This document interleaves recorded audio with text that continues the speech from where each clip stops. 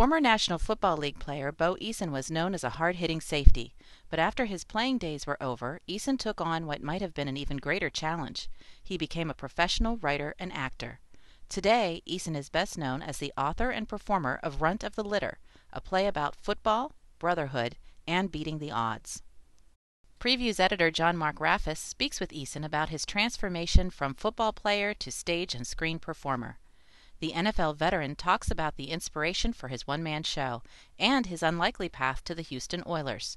He also shares a funny story about the first time he found himself on the field with Pittsburgh Steelers Hall of Fame linebacker Jack Lambert.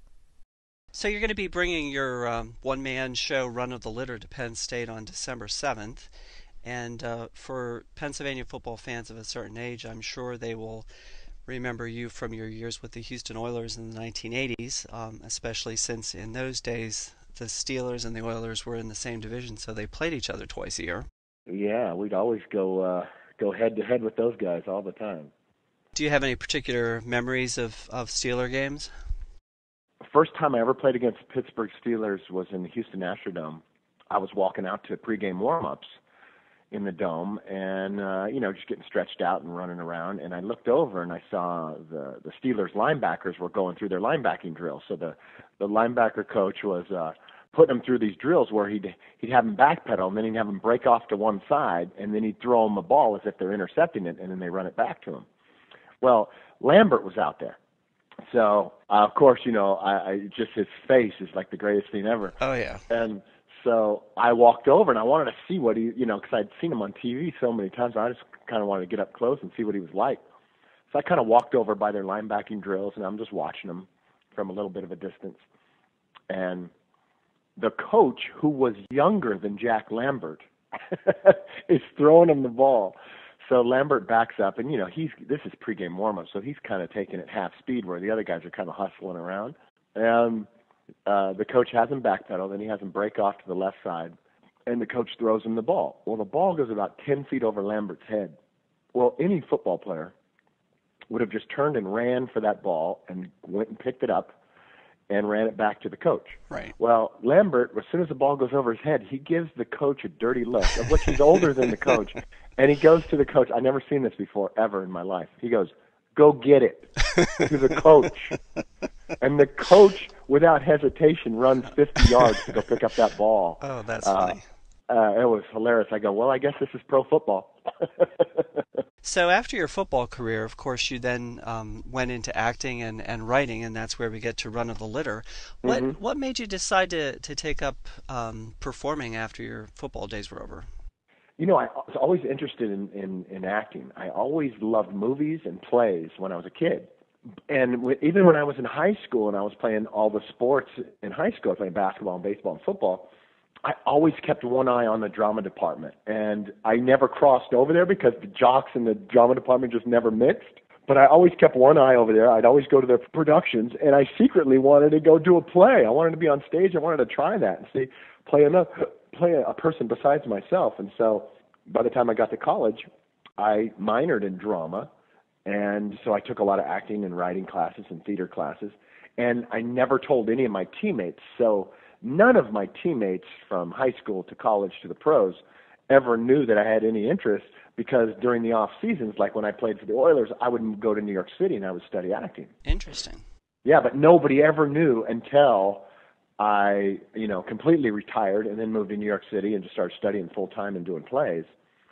That's when people started to go, hey, I didn't know you were interested in that. But I had been interested in it, 20 years prior. Your story in Run of the Litter is, would you describe it as autobiographical or semi-autobiographical? A lot of it's true, but some of it's not. Some of it I had to make up to fill in some blanks and just to make the story a little more dramatic. So some of it's made up, so it's semi-autobiographical. But it is a one-man show, so it's just you on stage. Now, do you play more than one character? Mm-hmm. Yeah, I play my mom, I play my dad, I play my brother, I play my sisters, play, the teacher that used to throw me balls when I was a kid, play coaches and everybody, other teammates. It's largely, though, based on your relationship with your older brother Tony, which I'm Yeah, sure anyone who's a fan of the NFL remembers that Tony was the starting quarterback for the Patriots in Super Bowl 20 that's and right. played for the Patriots for about 6 years and then went on to finish his career with the Jets. hmm So we grew up playing together. But you kind of grew up in his shadow. Yeah. The genesis of the story is when I was 9, I took some crayon and some school paper and I drew up this 20-year plan. And that 20-year plan, when the curtain opens on Runt of the Litter, you are in the last hour of that 20-year plan. Cool. And it's about to come true. The whole conundrum that the character is in is that he's going to have to destroy his own brother to make that 20-year plan come true, which he had never counted on and never expected. Runt of the Litter comes down to this millisecond that this character that I play has to decide whether to choose brotherhood or to choose the 20-year plan, which he's devoted his whole life to. So it's really a human drama that goes way beyond football. Oh, yeah, yeah. I mean, when you see it, it's set in a locker room because it's a perfect setting for it. I always thought, wow, it would be really dramatic if you could put a camera in a locker room before a game or after a game when they don't let the media in there. That would be the real drama because, you and I, when we watch a football game, we kind of know what to expect. We know the angles we're going to see. We know the emotion we're going to see. But in that locker room is when all the good stuff happens. Those are the times they don't let anyone else in. And so you have to be on the inside to know what's going on. So I go, oh, that would be some great drama. That locker room is a great setting, especially if you set it with the backdrop of brotherhood, of how am I going to destroy my brother when he's my best friend, and he's really the reason I'm here in the first place. The title of the show, Run of the Litter, comes from you having been an undersized player, especially as you were growing up. And I think it's fascinating that when you graduated from high school that there wasn't a single college in the country that wanted to sign you up. That's very true, yeah. That was true for my brother, actually, too. We went to a high school that was very small in Northern California with 300 kids in it, and we had 27 guys on our team. Well, yeah, and we never lost. And my brother was a quarterback, and I was a receiver, running back, defensive back. Well, I always tell people this story. Before my brother and I got to that high school, which has been in existence forever, there's never been a pro athlete come out of there of any sport. And since we left, which was 1978-79, no pro athlete has ever come out of there since. So never won before and never won since, but on that 27-man roster of our little football team in high school, 4 guys went to the NFL. Wow. You went to UC Davis, but they weren't welcoming you with opening arms. You had to prove yourself.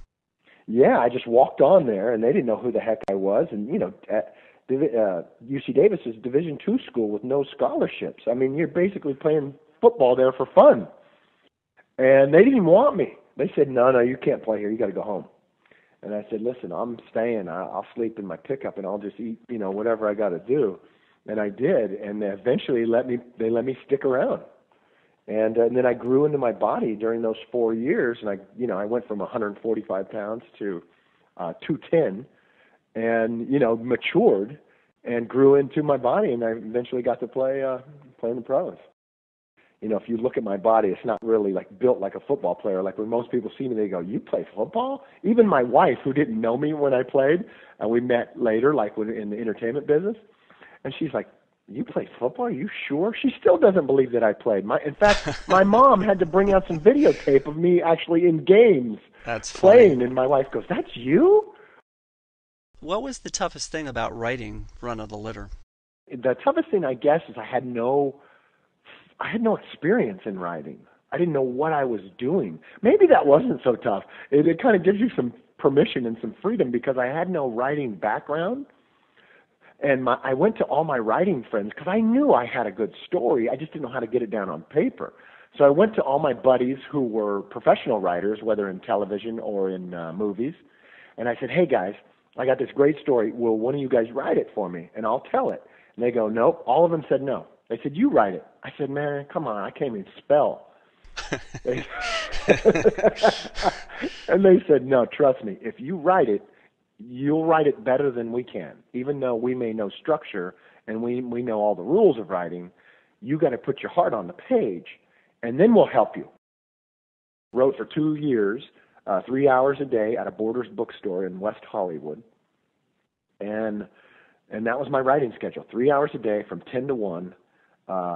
And they gave you, the reason I wrote for 3 hours a day was they gave you free parking for 3 hours. Well, that worked out very well then. And so I said, hey, that's perfect, man. That's my writing schedule. Free parking for 3 hours, I'm there. Tickets are on sale for Bo Eason in Runt of the Litter, December 7th, 2010 at Penn State's Schwab Auditorium. Order online at www.cpa.psu.edu or by phone at 1-800-ARTS-TIX.